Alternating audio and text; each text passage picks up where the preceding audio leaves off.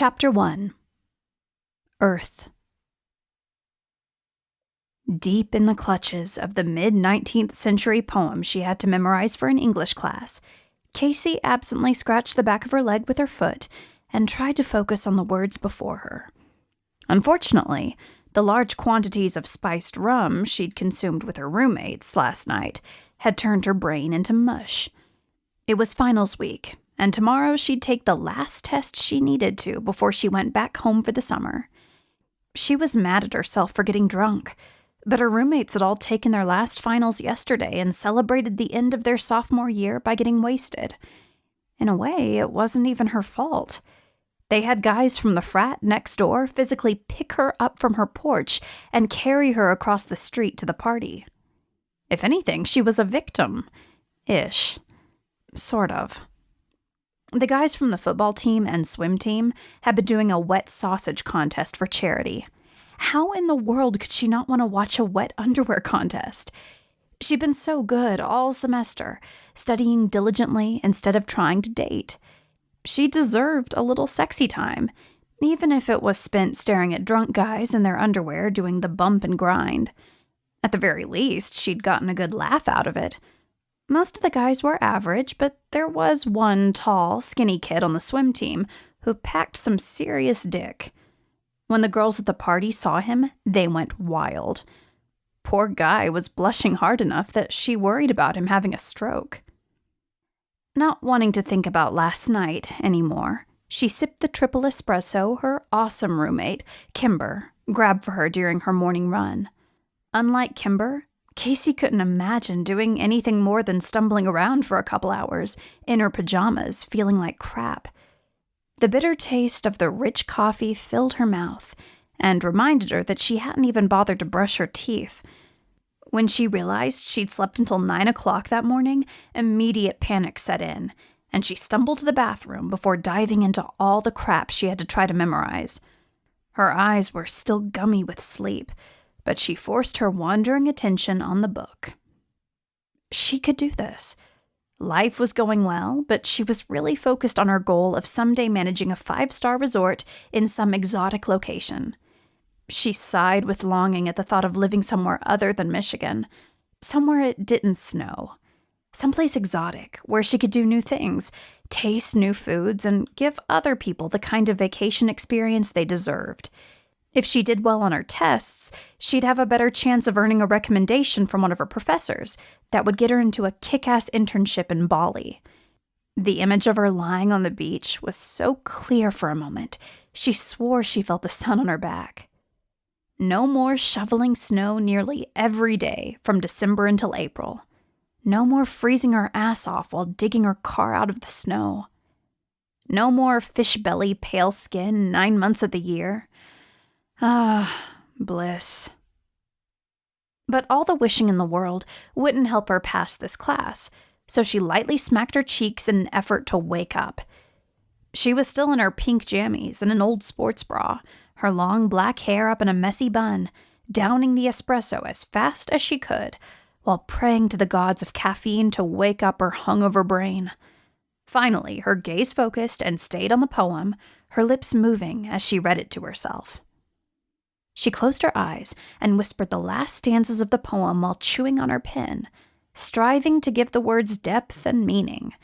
According to her professor, depth and meaning were 40% of the grade. This is the way the world ends. This is the way the world ends. This is the way the world ends. Not with a bang, but a whimper. A chill raced down her spine. She wrinkled her nose at the odd sensation, then groaned as a headache began to throb behind her eyes. Being hungover sucked, and drinking coffee certainly wasn't helping her dehydration. She barely heard the shrill ringing of the old-fashioned rotary dial house phone, and almost got up to answer it before Kimber's voice came faintly from downstairs. Ignoring her friend, Casey tried to figure out how to put more feeling in the words, and kept saying the last part over and over, unable to strike the right depth of tone she wanted. It was a rather eerie poem, and she sighed in desperation at ever getting the right tone. She thumped her head against her pillow and swore profusely. This is the way the world ends. Not with a bang, but a fucking whimper. "Casey, phone!" yelled Kimber. "It's your sister." Normally, she would have ignored the phone call. She had her cell phone turned off for a reason. But at the mention of her sister, Casey reluctantly stood with a sigh. She left her small room in the massive old home she shared with her 3 other roommates, deep in the student-dominated section of Ann Arbor. There were frat houses and sororities all around them, but Casey and her friends were just a group of girls who'd known each other since elementary school, sharing a house. With a sigh, she stretched, tugging at her top when it tried to dip down too low. While she knew she'd been blessed by the titty fairy, it still sucked that, even with a bra on, she had to cross her arms over her chest to run down the steps. The battered, sturdy stairs creaked beneath her weight as she raced through the small foyer, decorated with paintings by some of her roommate Dawn's artistic friends, to the expansive kitchen area. Kimber stood, holding the phone and chatting with Roxy, Casey's sister, who was home on rare leave from the army for the next 2 weeks. Casey would start packing up the last of her stuff tomorrow, and she couldn't wait to go spend time with Roxy. Her older sister was her hero in many ways, a woman who'd managed to fight her way up in the military ranks and not let anyone stop her. Where Casey was short and pudgy, Roxy was long and lean, taking after their father more than their petite mother. Unfortunately, her sister was going through a rough patch after her divorce. The cheating fuck her sister had married in a moment of weakness got another girl pregnant while Roxy was deployed overseas. Casey had always hated his douchebag ass anyway and was glad to see him go, but his betrayal really hurt Roxy. A sharp, almost terrified gasp pulled Casey from her dark thoughts, and she looked up, surprised to see Kimber nervously pacing, holding the phone to her ear so hard her knuckles were turning white. The tall, slender, half-Dominican, half-Polish woman, who was on a track scholarship at the University of Michigan, always moved with a grace that reminded Casey of a cheetah. Bubbles from washing plates in the sink stood out on her honey-brown skin, and one popped in the bright morning light coming into the kitchen windows. Without relinquishing the phone, Kimber turned to Casey. Her friend's hazel eyes were wide in her pale face. "Okay, I'll pack as quickly as possible. Here's Casey." Casey held the phone to her ear as she watched Kimber dashing for the stairs, her ponytailed corkscrew black curls bouncing with her movements, before she screamed for Paige and Dawn as she raced up the stairs, her long legs taking them 2, sometimes 3 at a time. Shaken up by Kimber's weird behavior, Casey said, "Hey, Roxy, it's me. What's going on? Are Mom and Dad okay?" "Listen up, kiddo," her sister said in a tense voice. "You need to get home as soon as possible." "Why? What?" "We don't have time." Roxy roared loud enough that Casey had to take the phone away from her ear. "Mom and Dad will explain, but you need to get yourself and your friends' asses into your car ASAP. Don't bother packing. Just get in the fucking car and go.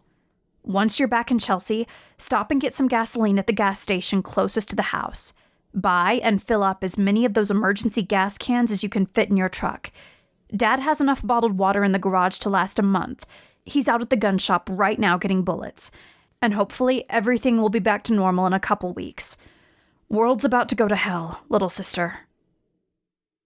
Fear made sweat break out in a harsh sting over Casey's skin as she fiddled with the long, curled cord of the old phone. "Roxy, what's going on?" Her parents' voices rose in the background, but Roxy's clear, controlled words blotted them out. "Shit's hit the fan. I don't know who, what, or why, but I've been called up.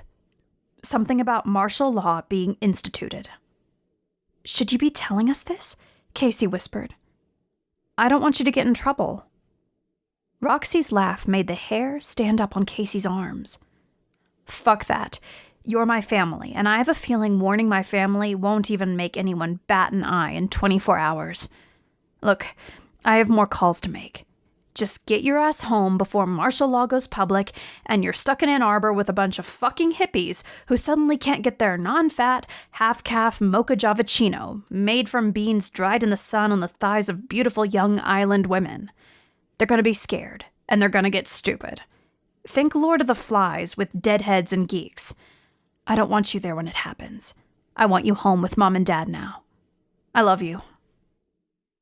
A loud click came from the line as Roxy hung up on her, and Casey stared at the wall, not really seeing the large dry erase board filled with messages from her housemates, or the battered old fridge covered in cheesy magnets holding up pictures of friends and family.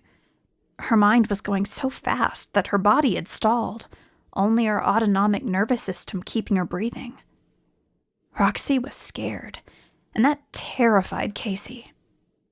Her older sister was fearless, never showing any signs of stress even when under enemy gunfire, and she had a drawer full of medals to prove it. 10 years ago, when Casey was just turning 9, she had wiped out on her bike and scraped a layer of skin from her right side. It was a bloody, disgusting mess, really nasty. So Casey didn't blame her mother for fainting when she opened the door and saw her daughter crying and looking she'd had the skin on the side of her right arm and leg erased.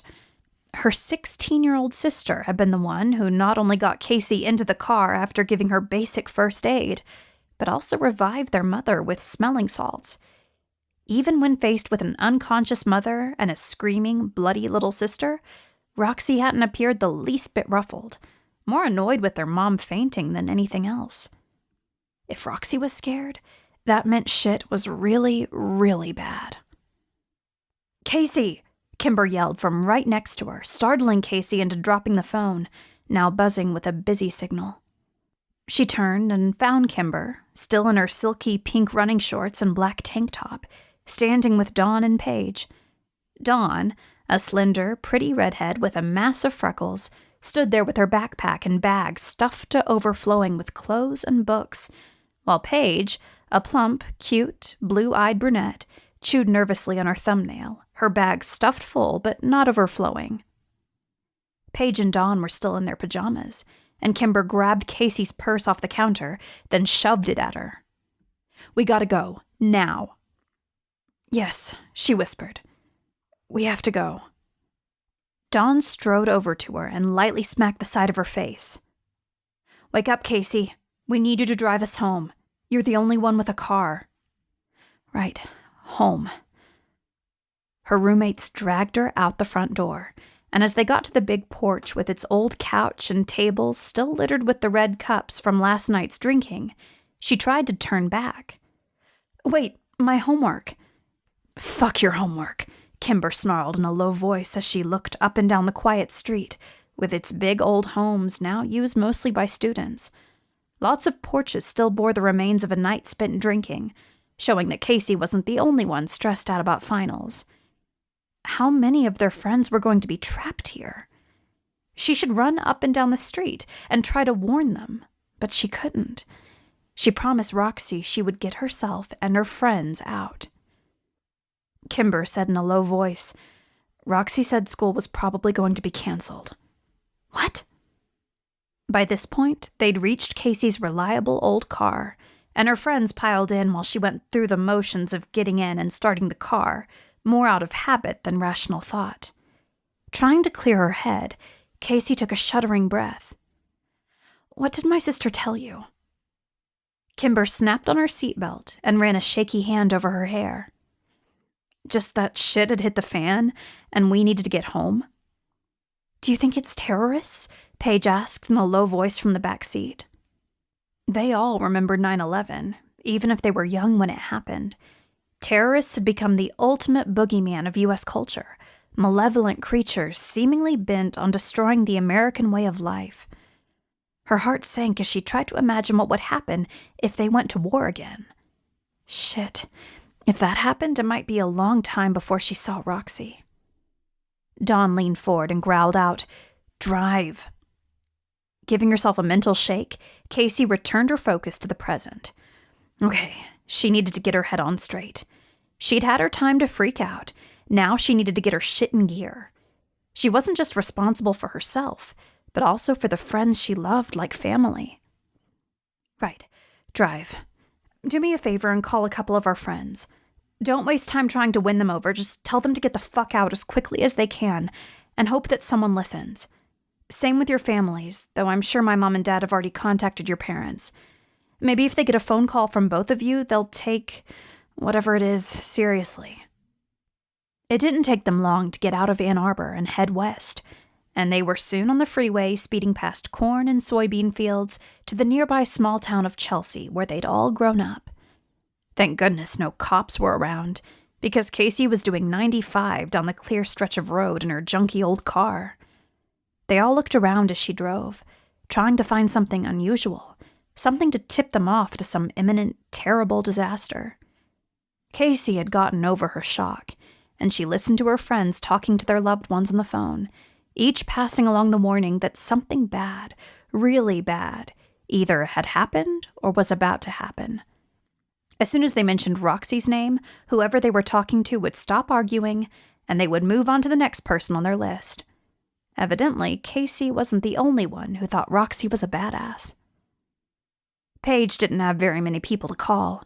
Her only living family was her abusive, drunk father, but she'd called him anyway, for all the good it would do, then called their friends and the people she babysat for. Casey glanced into her rearview mirror, then looked over at Kimber. Turn on the radio, see if they know anything.